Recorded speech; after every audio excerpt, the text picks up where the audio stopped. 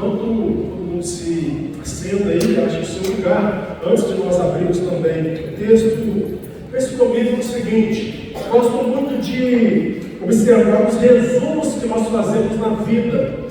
Por exemplo, quando estamos em uma conversa com alguém, estamos a contar um fato, um episódio acontecido. Geralmente não contamos o episódio com todos os detalhes, alguns gostam disso, principalmente as mulheres, mas geralmente a gente resume. A gente resume a história em algumas frases, em algumas palavras, talvez. Quando, por exemplo, temos um diagnóstico e contamos a alguém o diagnóstico que o médico nos deu. Nós resumimos também o diagnóstico, ficamos uma hora no consultório, mas resumimos toda aquela consulta ali em apenas umas frases, algumas palavras. Quando estamos a orar, temos um dia de 24 horas, vários acontecimentos, chega à noite, hora de orar. Resumimos ali o nosso dia diante de Deus em oração também. Poucas palavras, algumas frases, e encerramos a nossa oração. Nós resumimos muito a vida, isso faz parte da nossa caminhada aqui. Mas eu gosto muito de observar a maneira com que a gente resume os episódios da nossa vida, porque a maneira com que a gente resume os episódios da vida diz muito sobre a maneira com que nós olhamos para a própria vida. Nós lemos na abertura do culto Deuteronômio 6, um texto que era padrão na cultura do Antigo Testamento, quando se falava de instrução familiar. Um texto que era padrão para aquela gente, todas as crianças tinham que decorar esse texto, tinham que falar todas as vezes que alguém cobrava delas aquele texto que haviam decorado. Ouve Israel, o Senhor nosso Deus é o único Senhor. Amarás o Senhor teu Deus de todo o teu coração, de toda a tua alma, de toda a tua força. Essas palavras estarão no teu coração e você passará também a outros, passará aos teus filhos. Pensando neste texto padrão, certa feita, algumas pessoas chegaram para Jesus, o mestre. Chegaram para Jesus e pediram para Jesus resumir todo o princípio bíblico do Antigo Testamento. Jesus, se o Senhor realmente é bom, se o Senhor realmente sabe, se o Senhor realmente é mestre, vamos observar a maneira que o Senhor olha para a vida. Qual que é o resumo então? Qual é o resumo de toda a lei? Qual é o resumo de todo o princípio bíblico até aqui? A maneira com que Jesus resume toda a lei diz muito sobre a maneira com que Jesus olhava para a vida. Te convido a ler comigo agora o resumo que Jesus fala, Mateus capítulo 22, respondendo a esta indagação. Jesus resume toda a lei em poucas frases. Nós leremos esse texto porque ele nos mostra a maneira que Jesus olhava para a essência do ser, para a essência da vida. Mateus capítulo 22, a partir do versículo 34 até o versículo 40. Eu começarei a leitura, mas peço sua atenção em alguns pontos. Pedirei que você leia comigo. Mateus 22, a partir do 34. Episódio acontecido com Jesus, e Jesus, nesse episódio, vai dizer assim: entretanto, os fariseus, sabendo que Jesus fizera calar os saduceus, reuniram-se em conselho, e um deles, intérprete da lei, experimentando, lhe perguntou: mestre, qual é o grande mandamento na lei? Vamos juntos, 37. Respondeu-lhe Jesus: amarás o Senhor teu Deus de todo o teu coração, de toda a tua alma e de todo o teu entendimento. Este é o grande e primeiro mandamento. Vamos juntos, 39. O segundo semelhante a este é: amarás o teu próximo como a ti mesmo. Destes dois mandamentos dependem toda a lei e os profetas. Versículo 34 começa dizendo que um grupo de homens estava a rodear Jesus e tentando colocar Jesus à prova, tentando experimentar e espremer Jesus em uma difícil situação, em uma cilada. Eles perguntam a Jesus: nós sabemos, nós somos bons.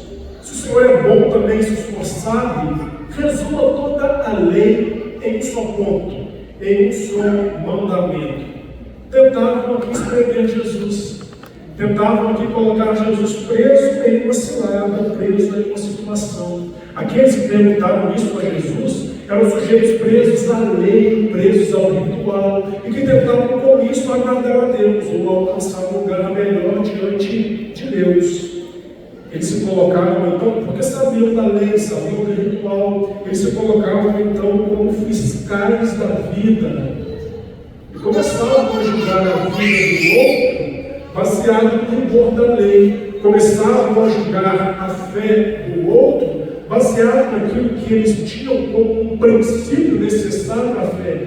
Fiscais da vida, lugar perigoso de se estar, um lugar perigoso para o ser humano se colocar, tentando avaliar a conduta e a vida do outro por aquilo que para ele é o resumo principal de vida.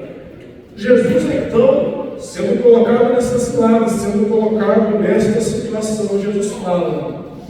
E Jesus fala para ensinar. Jesus começa a falar e começa a ensinar dizendo: amarás o Senhor teu Deus, amarás o teu próximo e amarás a ti mesmo. Amarás o teu próximo assim como você ama a você mesmo. Jesus falando agora para ensinar, responde àquela gente que tentava o espremer e colocar em uma cilada. Jesus responde resumindo a vida, ou resumindo a essência da vida prática de relacionamento de comunidade e também a essência de fé. Afinal, toda essa lei representa a nossa fé. Jesus então resume toda a essência de fé em 3 áreas. Como eu disse, a maneira com que alguém resume uma situação mostra a maneira com que a pessoa olhou para aquela situação. A maneira com que Jesus vem aqui agora resume todo o princípio bíblico até aqui, era a maneira com que Jesus olhava para o princípio bíblico e olhava para a relação humana com Deus.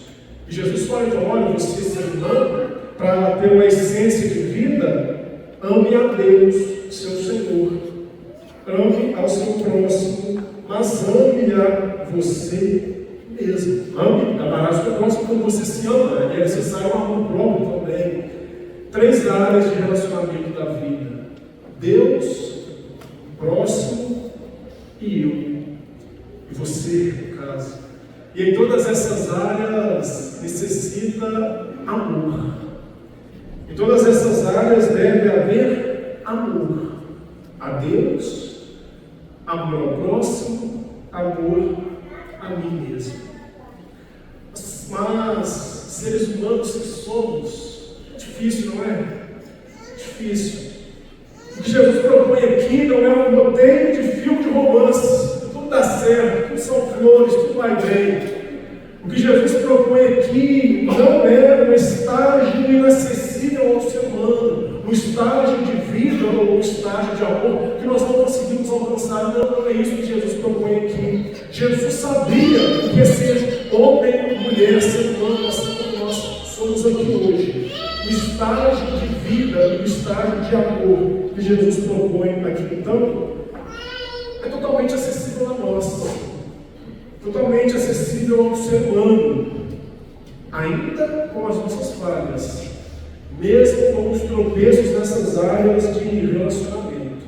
É um estágio acessível a nós, o que Jesus propõe aqui. Convenhamos, às vezes tropeçamos nessa tríade do amor, relacionamento em 3 esferas, o relacionamento com 3 grupos de pessoas, essa tríade do amor. Às vezes tropeçamos neste relacionamento, seja com Deus, seja com o próximo, seja com a gente mesmo. E às vezes tropeçamos nessa tríade de relacionamento porque nós erramos diante de Deus, deixamos de o amar então de todo o nosso coração e acima de todas as coisas. Às vezes nós erramos nessa tríade de relacionamento porque o outro é difícil demais, e lidar com aquela outra lá dentro de casa é muito impossível. E a gente erra então nesse relacionamento com o próximo porque o outro também é difícil de lidar. E algumas vezes nós erramos no relacionamento com a gente mesmo porque nós não conseguimos olhar para a nossa própria vida com um olhar de perdão, talvez, porque nós não conseguimos olhar para a nossa própria vida com um olhar de amor próprio, porque não conseguimos olhar para a nossa vida ultrapassando falhas, marcas e fardos do passado que vem a nós. E ficamos presos a isso.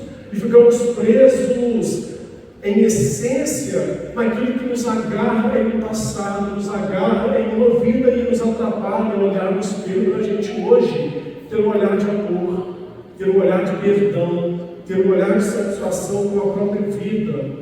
Convenhamos, erramos nessa tríade do relacionamento. Mas nós não precisamos esperar corrigir ou estar em dia com todas elas para buscar seguir aquilo que Jesus propõe aqui. Porque, embora você tenha errado em algum ponto, ou os 3 pontos aí desses relacionamentos, você pode recomeçar. Embora você tenha errado, esteja errando em algum ou uns 3 pontos desse relacionamento, você pode reconciliar este ponto, seja com Deus, seja com o seu próximo, seja com você mesmo. Na minha lida diária, tendo que lidar com pessoas e ouvir pessoas muitas vezes, uma frase que nós ouvimos, talvez você já tenha falado ou já tenha ouvido de alguém, é a seguinte frase: olha, eu não posso chegar perto de Deus agora não, porque a minha vida está errada demais. Eu não posso aceitar seu convite para ir na igreja não, porque eu sou imperfeito demais. Olha o conflito durante essa semana, eu estou preso em alguma situação, não posso chegar perto de Deus, não posso chegar perto do lugar em que adora a Deus. E nesse pensamento, que talvez você já tenha ouvido, ou que talvez você já tenha vivido, nós queremos apresentar a Deus a vida boa. Queremos apresentar a Deus vida e vida boa, pensando que precisamos ter a vida boa para então chegarmos perto de Deus. Porém, quando nós erramos, talvez nós erramos na tríade do relacionamento, porém, quando nós erramos, nós podemos também oferecer a Deus os nossos erros. Nós podemos também oferecer a Deus os tropeços da vida. Não querer apenas oferecer a Deus a vida e vida abundante, vida boa, mas podemos também, em algumas caminhadas, oferecer a Deus a nossa morte. Talvez haja morte em alguma dessas áreas do seu relacionamento humano, com você, com o seu próximo, ou mesmo com Deus. E você pode oferecer isso a Ele. Você pode oferecer a Ele esta morte em alguma área do relacionamento, porque Ele é um Deus de vida, um Deus de ressurreição. Você pode oferecer a Deus o erro em alguma dessas áreas de relacionamento, porque Ele é um Deus de reconciliação. Você pode oferecer a Deus a falha em algumas áreas deste relacionamento, porque há um renovo para chegar, para ser alcançado também na sua vida.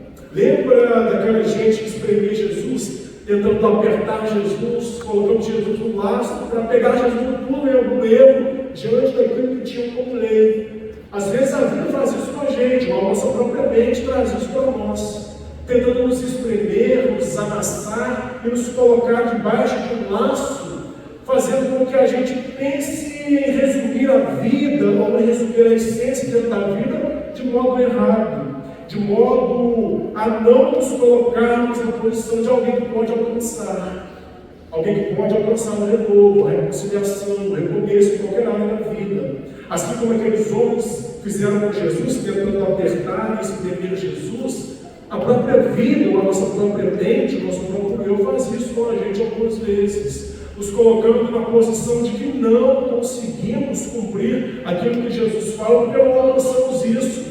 Isso é um estágio inacessível a nós. Não conseguimos, então estamos espremidos e tão espremidos na caminhada da vida que não conseguimos alcançar o estado de amor que Jesus tem a oferecer e nos chamar, cada um de nós.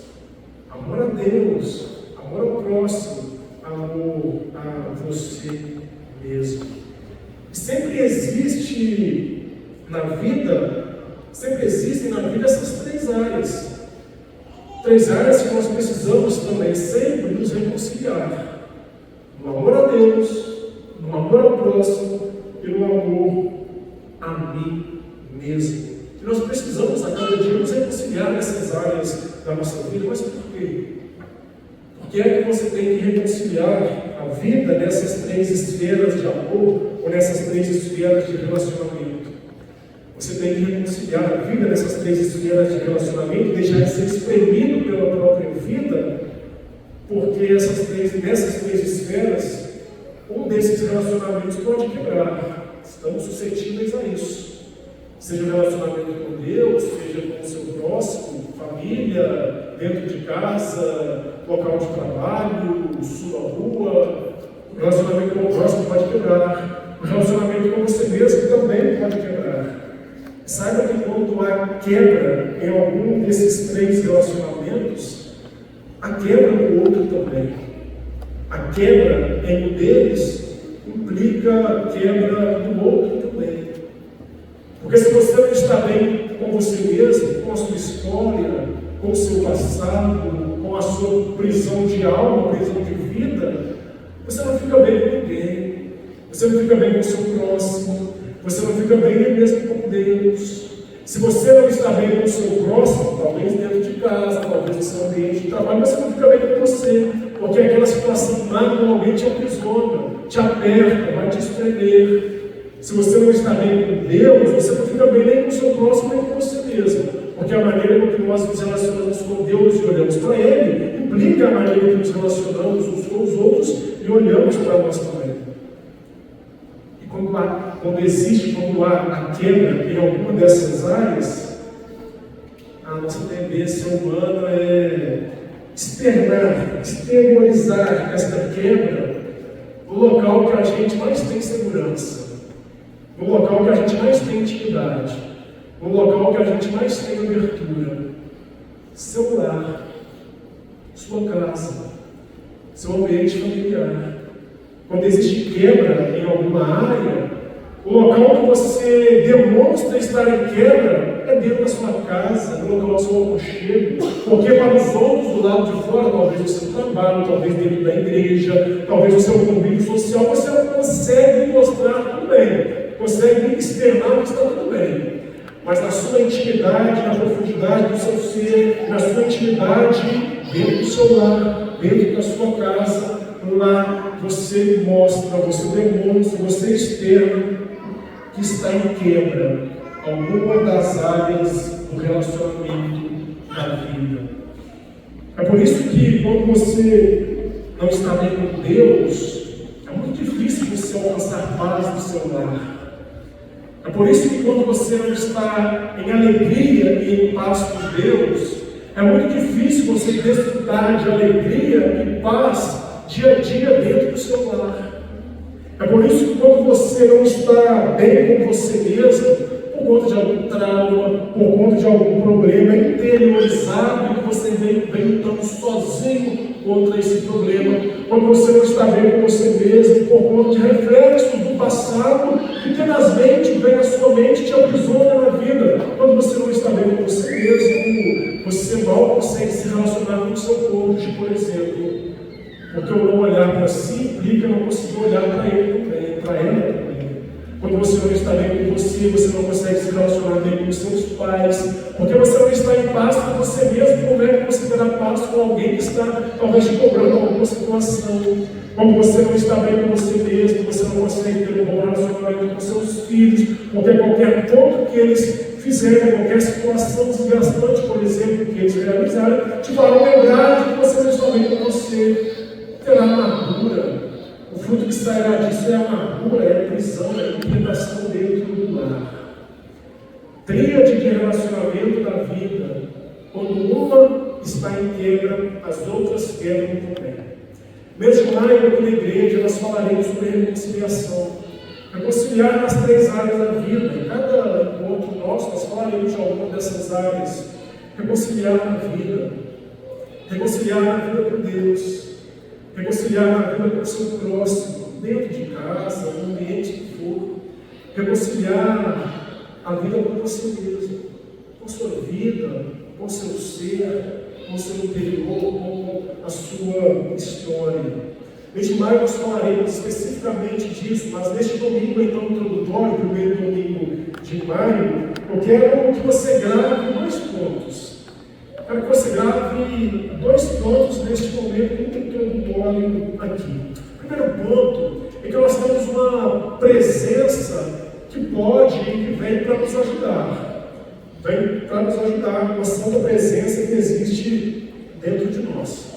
Alguns domingos atrás, eu mencionei aqui na igreja, como celebrava o momento da Páscoa, mencionei aqui na igreja uma pergunta. A pergunta era a seguinte, talvez alguém se lembre. Nós temos 3 datas muito marcantes no nosso calendário cristão: Natal, Páscoa e Pentecostes. Eu perguntei a você, em qual dessas 3 datas nós recebemos o melhor presente? Minha resposta naquela ocasião era a Páscoa. Na Páscoa recebemos o melhor presente, porque através da ressurreição, que nós lembramos no evento da Páscoa, através da ressurreição você tem o privilégio de agora ser filho efetivo de Deus, ser filha de Deus, ser irmã de Jesus Cristo. É o que o próprio Jesus Cristo fala aqui em um texto que foi lido naquela ocasião. Falei do Natal naquela ocasião, falei da Páscoa naquela ocasião, mas e o Pentecostes? Onde é que o Pentecostes entra nessa história de presentes que estamos a ganhar? Nós temos o privilégio e a oportunidade de desfrutar de um grande presente, como seres humanos, como cristãos, desfrutar do presente da presença santa do Espírito Santo do Senhor, que é derramado sobre nós e que vem a habitar com a gente. E porque nós temos essa santa presença, porque nós recebemos esse santo presente, nós temos alguém a nos ajudar a lidar com as quebras na tríade de relacionamento da vida. Porque nós temos essa santa presença, porque nós temos essa companhia bendita, nós temos alguém a nos dar força e impulso para nós mudarmos. Nós temos alguém para nos ajudar na caminhada de mudança, de reconciliação, seja com Deus, seja com o próximo, seja comigo. O primeiro ponto que eu quero que você grave é isso. Há uma ação da presença sempre disponível a nós para nos ajudar nas reconciliações da vida. Entretanto, chamo sua atenção para um segundo ponto, muito específico, muito prático, muito necessário. Falando do Espírito Santo de Deus, que nós recebemos e temos a sua presença em nós, corremos um perigo de espiritualizar toda a ação, espiritualizar toda a reconciliação. Eu não digo que nós precisamos romper com o Espírito Santo pensando que esta área da vida é apenas do Espírito, essa outra área da vida é apenas do Davi, elas se separam, não podem nunca estar juntas. Não é isso, nós não rompemos na vida assim. Onde há o Davi, há o Espírito, onde há o Espírito precisa estar o Davi também. Porém, nós corremos o perigo de sempre espiritualizar toda a ação e toda a reconciliação, tirando a responsabilidade que é nossa. Nessa mentalidade, nós podemos olhar para as reconciliações que são necessárias à nossa vida, pensando que não precisa muito da gente agir, afinal, Deus já escreveu toda a história. Afinal, o Espírito Santo de Deus sabe qual é o final da história. O Espírito Santo de Deus sabe que minha esposa é enjoada demais, é difícil lidar. Sabe que meu esposo, então, com ele não tem jeito não. Com ele é possível lidar em paz e em alegria dentro do lar. Deus sabe disso então, e o Espírito Santo de Deus sabe disso, e então o Espírito Santo de Deus faz. Ele já sabe o final da história. Ele já sabe o que dará no final dessa caminhada. Perigo. Erro de espiritualizar toda a ação, toda a reconciliação. Por quê? Porque nessa caminhada de reconciliação há uma parte que é sua. Sim, irmã. Há uma ação que é você que tem que tomar. Há uma ação, meu irmão, existem ações que é você quem tem que tomar no seu dia a dia e na busca pelas reconciliações da vida. Às vezes nós nos acomodamos nisso, sabe? Às vezes nós nos acomodamos na ideia de que o Espírito resolve, Deus sabe. Deus já escreveu toda a história com o seu próprio ponto, ele resolve, ele sabe no final, ele faz. Tem ação que é sua. Para que haja amor a Deus, para que haja amor ao próximo, para que haja amor a você, é preciso de ação. É necessária a ação diária, a ação que vem de você também. Nessa relação com Deus, nessa relação com o próximo, nessa relação com você, tem ação que você precisa tomar. A ação do amor, a ação do amar, a ação da reconciliação. seja na esfera de relacionamento que for. Amar é uma ação. Jesus Cristo nos chama ao amor a Deus, ao próximo e a nós. Amor não vem de Deus apenas. Amor não é algo que é derramado lá dos céus e a gente desfruta aqui em abundância em todo tempo e em todas as esferas da vida, não. Amor é ação. Amor é decisão diária. Amar a Deus, amar ao próximo, amar a mim é decisão diária e é ação diária para com esse amor. Mas, como eu disse agora há pouco, nós apresentamos a Deus os nossos erros também. Nós podemos apresentar a Deus os nossos erros também. E nós erramos, concorda? Nessa tríade de relacionamento, nós erramos. Seja com Deus, e nós erramos diariamente com Ele, talvez. Seja com o próximo, você erra. Seja com você mesmo, você tem errado na maneira de olhar para a sua própria vida e lidar com a sua própria história. Nós podemos oferecer a Deus os nossos erros também. Nós podemos oferecer a Deus os nossos tropeços também. Nós podemos oferecer a Deus as mortes dos relacionamentos, temos também. Porque Ele é um Deus que vem ressuscitar. Ele é um Deus que vem recomeçar. Ele é um Deus que vem reconciliar. Nos próximos domingos de maio, pensaremos de modo mais efetivo nesta ação que é sua. Ação para com Deus, ação para com o próximo, ação para com você. Hoje, então, domingo introdutório, quero que você grave que, para que a reconciliação na vida aconteça, há um poder de Deus que te impulsiona a essa mudança, a essa reconciliação.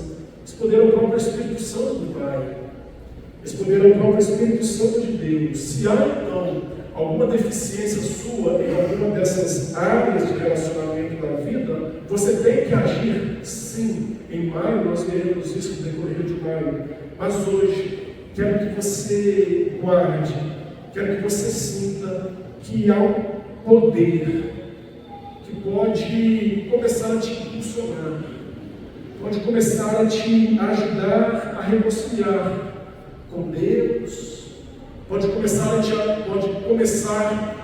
te orientar na reconciliação com o próximo, para que você também acorde para a necessidade de se reconciliar com si mesmo.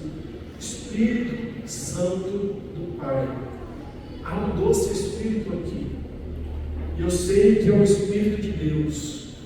Já podemos hoje, agora, durante a semana, perceber e receber a presença e a ação desse Santo Espírito, a presença e a ação de Jesus, o nosso Senhor. O poder de Deus pode mudar. Você tem que agir sim, veremos isso, mas o poder de Deus também pode te mudar, pode te ajudar, pode te conduzir. Só o poder de Deus pode mudar completamente seu ser, na área que você precisa desta mudança. Há uma canção antiga, muito bonita, é curtinha, mas muito bonita, não me arriscarei cantando aqui, tenho certeza disso, vou te poupar disso, mas fala que só o poder de Deus pode mudar o teu ser. A prova que eu te dou é que Ele mudou o meu. Tenha certeza, te falo disso nessa noite, porque esse poder me mudou.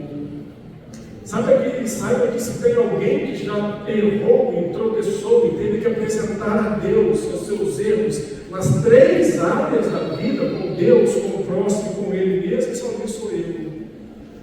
Mas a caminhada da vida entre acertos e erros, entre tropeços e levantes da vida, o poder muda.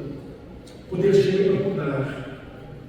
O poder de Deus pode mudar seu ser. A prova que te dou é que estou aqui. Ele mudou e Ele tem mudado o meu. Espírito Santo do Pai. Amarás a Deus, amarás teu próximo, amarás a ti mesmo. Você age sim, mas confie nessa noite. Você tem um doce Espírito, uma doce força que te impulsiona, que te conduz. neste começo de mudança. Quero orar por você, quero orar pela sua vida, colocando sua vida e seu ser nas mãos deste grande Deus que nos chama a esse amor. Feche os olhos.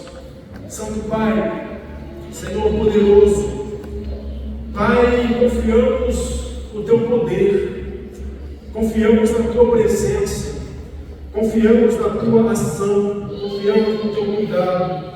E Pai, então, confiantes em Ti, apresentamos ao Senhor os nossos erros, apresentamos ao Senhor a nossa vida errante, seja com o Senhor, seja com o próximo, seja com a gente, Pai.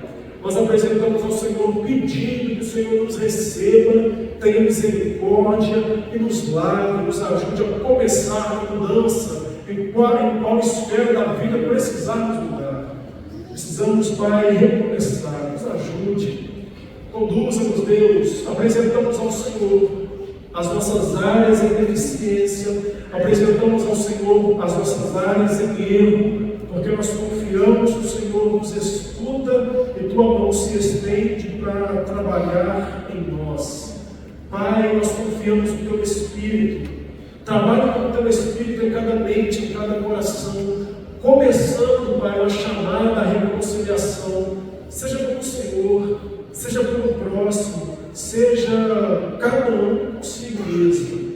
Nós oramos, nos entregando em Tuas mãos, no nome de Jesus. Amém. Minha irmã amada, meu irmão amado, que o Senhor te abençoe e te guarde, que o Senhor faça resplandecer o rosto sobre ti, e tenha misericórdia de ti, que o Senhor sobre ti levante o rosto e te dê a paz, e que a graça de Jesus, nosso Senhor, que o amor de Deus, nosso Pai, e que a comunhão, e que o consolo, a esperança, o fortalecimento e o impulso do Espírito Santo reine sobre a sua vida, reine sobre a sua casa, sobre a sua família, reine sobre a sua semana,